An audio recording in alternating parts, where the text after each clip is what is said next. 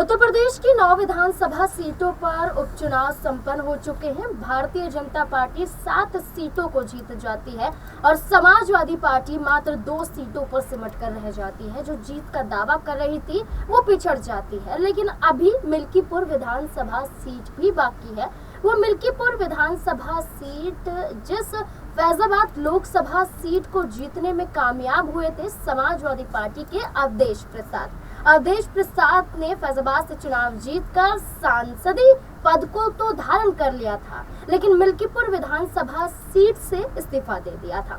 इसके बाद मिल्कीपुर विधानसभा सीट पर समाजवादी पार्टी के जरिए चर्चाएं हैं कि अवधेश प्रसाद के बेटे अजीत प्रसाद चुनावी मैदान में उतर सकते हैं। अभी तारीखों का ऐलान नहीं है। सपा की तरफ से सब कुछ तैयार है, लेकिन भारतीय जनता पार्टी किस नाम पर मोहर लगा सकती है? क्या वो नाम अपर्णा यादव हो सकता है, वो नाम यादव चेहरा हो सकता है, या कोई और नाम यहाँ से निकलकर बीजेपी के समक्ष सामने आएगा? सिराज, क्या लगता है आपको कि अपर्णा यादव को इन 9 सीटों पर मौका तो मिला नहीं और बीच बीच में अपर्णा यादव बीजेपी के खिलाफ बोलती हुई नजर आई? मिल्कीपुर विधानसभा सीट पर मौका मिल सकता है। यहाँ तो परिवार से कोई लेना देना भी नहीं है। क्या कहना है? जी बिल्कुल नाज़मीन, जाहिर सी बात है कि जिस तरीके से उत्तर प्रदेश के 9 विधानसभा सीटों पर उपचुनाव हुए, लेकिन एक सीट बचता हुआ नजर आया। वो सीट है मिल्कीपुर। देखिए काफी ज्यादा हॉट सीट है, क्योंकि ये जो सीट है वो अयोध्या के अंतर्गत आती है। फैजाबाद लोकसभा जो क्षेत्र है उसके अंतर्गत आती है। तो जाहिर सी बात है ये सीट भारतीय जनता पार्टी और समाजवादी पार्टी के लिए एक जंग के समान है। जाहिर सी बात है